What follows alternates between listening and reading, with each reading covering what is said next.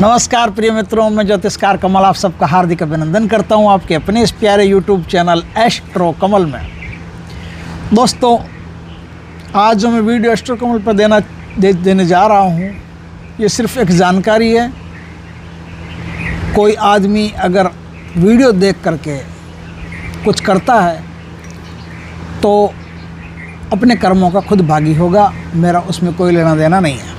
मैं सिर्फ ये वीडियो जानकारी के लिए या मनोरंजन के लिए दे रहा हूँ। आपको यदि इंटरेस्ट हो इन सब चीज़ों में तो आप देख करके अपना मनोरंजन कर सकते हो। दोस्तों, आज जो वीडियो दे रहा हूँ ये बहुत ख़तरनाक चीज़ है। ये भारत में कभी किसी ज़माने में इसका प्रयोग होता था और इसके 3-4 प्रकार से प्रयोग होते थे। 3-4 प्रकार से मतलब, जैसे सपोज करो कोई दुश्मन है, आपको बहुत परेशान करता है, आपके बारे में हमेशा नेगेटिव थॉट रखता है, उसका पार्टियाँ साफ करना है। तो उसके 2-3 तरीके हैं कि एक तो उसको जड़ से मिटाया जाना है, एक है कि जड़ से बड़ से नहीं मिटाना, हमें कोई मतलब नहीं, जड़ से वो मरे जिए हमें कोई लेना देना नहीं। हमें तो सिर्फ इतना करना है कि शत्रु जो है वो अपने में उलझ के रह जाए, हमसे माथाफोड़ी नहीं करे, बस इतना काम करना है। और तीसरा है कि शत्रु को लॉसेज होना शुरू हो जाए, अचानक से हानियाँ होना शुरू हो जाए और बड़े बड़े नुकसान उसको होना शुरू हो जाए और फिर वो किसी दूसरे के बारे में सोचने का टाइम ही नहीं मिले। क्योंकि कभी कभी क्या होता है, कोई आदमी यदि अपने को इतना परेशान करता है ना, तो फिर उसका ताबीज़ कर देना ज़रूरी होता है। हालांकि ये करना गलत है, फिर भी कभी कभी कर देना ज़रूरी होता है।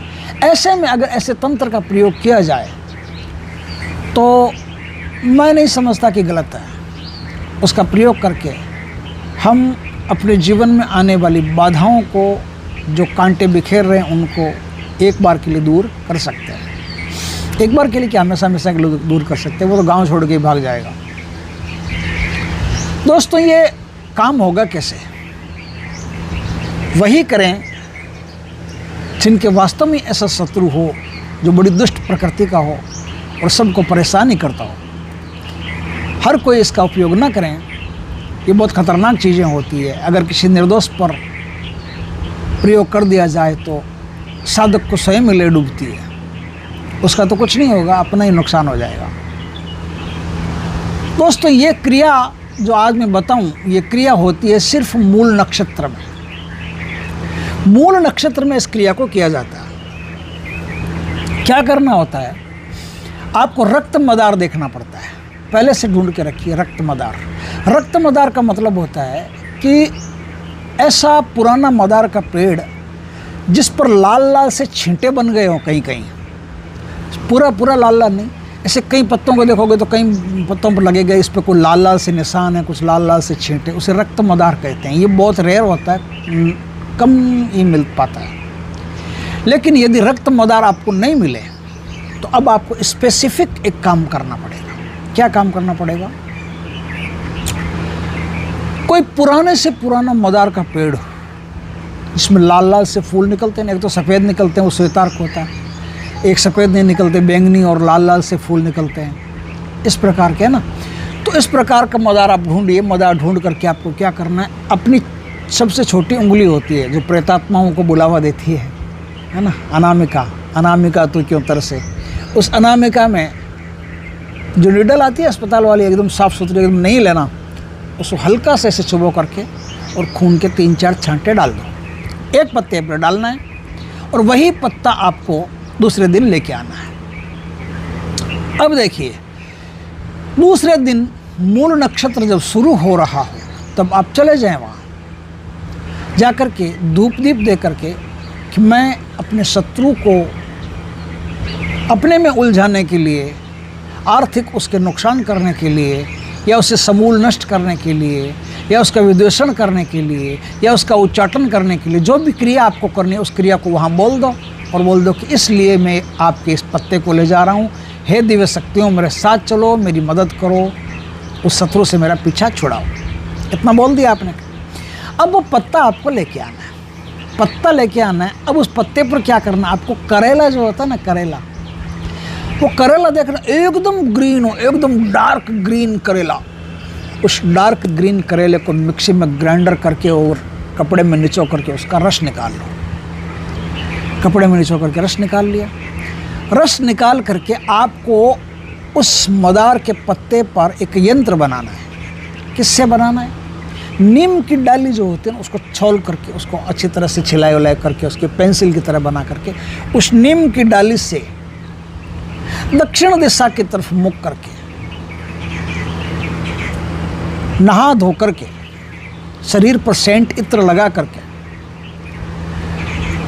और बर्बाद करना हो तो ब्लू कलर का कोई तैमल या कुछ भी पहन लीजिए, और नष्ट करना हो, जान से मारना हो तो आप काले कलर का कोई कपड़ा पहन लीजिए। इस कपड़े को पहन करके किसी भी आसन पर विराजमान होकर के, चाहे तो बोरी हो, चटाई हो, कुछ भी हो, उस पर विराजमान, साफ होनी चाहिए बस, उस पर विराजमान होकर के मदार की शैतानी शक्तियों को याद करके कि मैं आज अपने दुश्मन का खात्मा करने जा रहा हूँ, मुझ पर कृपा करें, या मैं आज अपने दुश्मन को बर्बाद करने के लिए काम कर रहा हूँ, मुझ पर कृपा करें।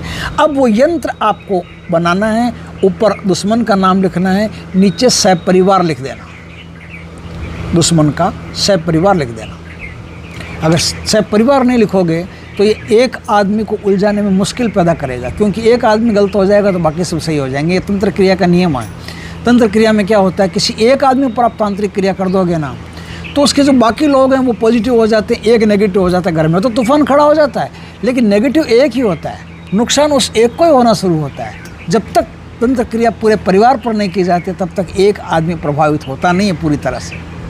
एक आदमी को पूरी तरह से प्रभावित करना हो तो सपरिवार ही तंत्र क्रिया करनी चाहिए, सपरिवार तंत्र क्रिया करनी पड़ती है। तो सपरिवार लिख दीजिए। लिखने के बाद में अब आपको क्या करना है, नीम के सूखे हुए पत्ते लेके आने, ढेर सारे पत्ते लाइए, नीचे कोई कंडा जला लीजिए, जला करके उसके ऊपर वो पत्ते डालते रहिए, धुनी करते रहिए, धुआं करते रहिए, उस धुएं में उस पत्ते को बार बार दिखाते रहिए और शत्रु को याद करते रहिए, कौन कौन उसके परिवार में जितने शकलें हैं उन शकलों को याद करते रहिए और उस पत्ते को उस पर घुमाते रहिए। इस प्रकार से आपको घुमाना है। आप समझ गए आराम से यहाँ तक की क्रिया को घुमा लिया। अब आपको क्या करना है, यदि शत्रु को जड़ से ख़त्म करना है तो आपको ब्लैक कलर का एक काला कपड़ा चाहिए और शत्रु को सिर्फ बर्बाद करना है, उलझा के रखना है, उसके दिमाग को डिस्टर्ब करना है कि वो आपकी तरफ सोचने का मौका ही नहीं मिले, अपने में उलझ करके रह जाए। तो आपको क्या करना है, ब्लू कलर का कपड़ा लेना है। ब्लू कलर का कपड़ा लीजिए या ब्लैक कलर का कपड़ा, जैसे आपकी सोच है उस प्रकार से आप कपड़ा यूज कीजिए।